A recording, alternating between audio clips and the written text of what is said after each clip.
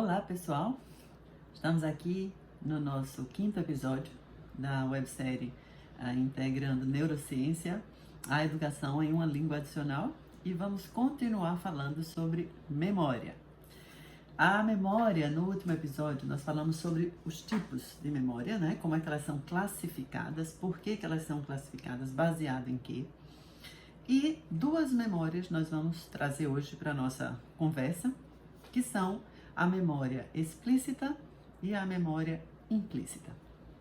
Então, como nós vimos, a explícita é dividida em 2 tipos, episódica e semântica, sendo a episódica aquela em que você participa, são eventos da sua vida, em que você está inserido, e a semântica é aquela memória que descreve, né? Descreve fatos, então a língua é usada para descrever ali o que é que está acontecendo. Então, palavras, frases, fatos, conceitos, são todos aí construídos usando essa memória semântica, claro, interligada com a memória episódica. Mas o que é importante aqui é que ela é consciente, é num nível consciente que você memoriza aquilo ali, que você aprende e consolida na sua memória. Bom, o que isso quer dizer para a língua, a aprendizagem da língua? O que nós fazemos comumente, o que se vê por aí na aprendizagem, ou no ensino-aprendizagem de uma língua adicional? Você vê o uso intensivo e quase que exclusivo dessa memória, porque você ensina vocabulário, você ensina a gramática do ponto de vista como a estrutura funciona. Então, tudo isso você vê que não tem nada ali sendo usado de maneira não consciente. Você aprende como a língua funciona. Esse é o ponto. É o ponto que eu trago na discussão no meu e-book, que é justamente o uso intensivo dessa memória, deixando de lado a memória implícita, a memória de procedimento, que é um tipo de memória implícita, como a gente viu no outro episódio, que é a memória que você vai internalizando sem ter consciência. Por que isso é importante que a gente traga aqui para a discussão da língua adicional, da aprendizagem da língua adicional?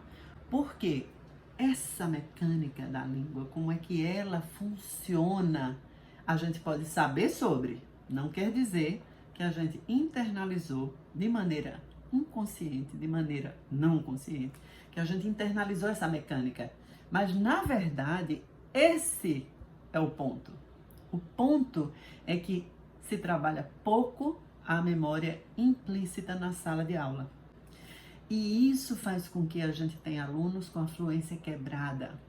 Isso faz com que a gente tenha alunos que não internalizaram de fato a mecânica.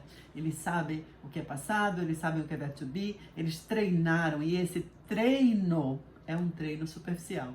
Esse treino não necessariamente faz você internalizar. Até porque essa internalização da memória implícita, ela vem num nível não consciente e não é aquele pedacinho descontextualizado ou num contexto muito pobre, num contexto muito restrito, em que o aluno não seja de fato levado a querer se comunicar, usar de fato a língua, mas ele faz reproduções, né? Ele faz práticas que na verdade não tem a ver com o que ele de fato quer fazer com a língua. Então, não é uma discussão simples, mas no meu e-book eu faço referência a um grande neurocientista, Michael Ullman. Ele tem um trabalho muito interessante sobre memória explícita e memória implícita, se chama DP Model. Tá lá a citação de 2020, uma citação muito recente do DP Model dele, que ele já vem trabalhando há anos, mas vale a pena visitar. Teremos aí novidades no Systemic. Nós vamos fazer um trabalho em conjunto aí com o Michael Ullman para trazer para os professores, para quem lida com ensino-aprendizagem de língua adicional. Bom, mas qual é a defesa grande aqui que a gente faz e como maximizar o uso de cada uma dessas memórias? Bom, na memória explícita, a gente pode fazer um trabalho muito mais rico, porque as conexões que fazem você memorizar de fato e consolidar alguma memória, essas conexões precisam ter riqueza, precisam ser múltiplas. Como é que a gente enriquece conexões quando se trata de memória? A gente enriquece usando mais canais sensoriais, usando de fato uma memória episódica e uma memória semântica mais ricas. É o que a gente chama de memória semântica, que chama de memória episódica, de riqueza semântica, de riqueza episódica, é o uso de conexões múltiplas que não sejam só via canal auditivo, via canal visual, que são os mais utilizados em sala de aula. Então, se você quer que o seu aluno consolide mais memória em relação a vocábulo, principalmente em relação a vocabulário, que é o máximo do uso da riqueza semântica, você precisa fazer com que ele vivencie ou use, né, o olfato, o paladar, o tato, o máximo possível para essa riqueza semântica acontecer. Uma outra questão que a gente precisa trazer aqui é sobre um conceito que eu cito também no e-book, que se chama representação léxica parasítica. O que é que quer dizer isso? Que parece até que é uma coisa de saúde, né? Parasítico.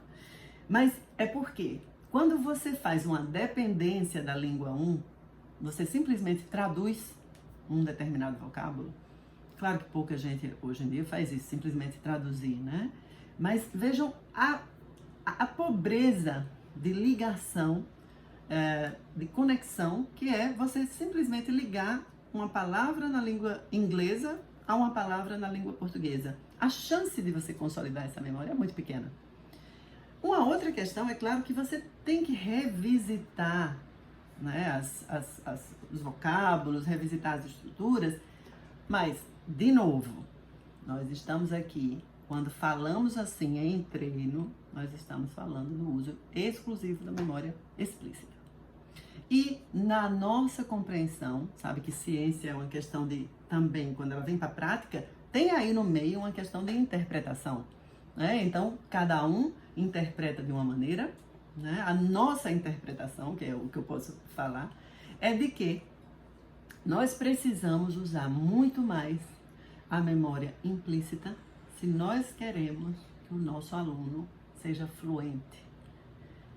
E nós acreditamos que o uso da memória implícita, e na verdade isso o próprio Michael Ullman fala, se você está num projeto de imersão, por exemplo, e a pessoa, o sujeito, o aluno, está olhando para a língua para fazer uma outra coisa que não seja entender como ela funciona.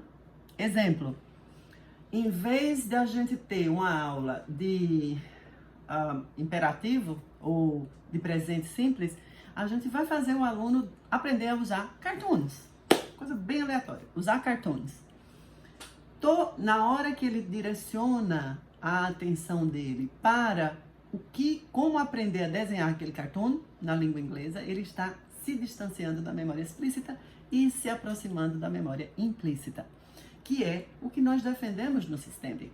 Então, esse uso mais intensivo, um contexto em que o aluno transfira a atenção dele de como a língua funciona, de como ele tem obrigatoriamente que produzir a língua corretamente, para o que eu preciso aprender para desenhar aqui o meu cartoon, a gente está proporcionando um uso otimizado da memória implícita. Bom, temos um monte de coisa para discutir sobre isso.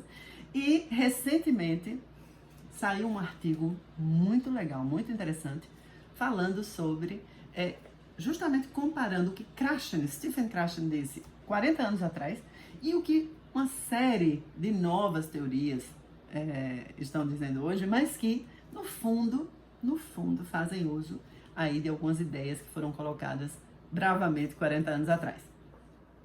Então, o que eu vou propor, né? No próximo episódio, nós vamos então trazer esse artigo e discuti-lo à luz dessa questão de Krashen, Deep Model, memória implícita, memória explícita e uma série de coisas aí que a ciência nos traz e, graças a Deus, a gente consegue puxá-la e aplicá-la de uma maneira que o aluno seja beneficiado com uma aprendizagem muito mais eficaz.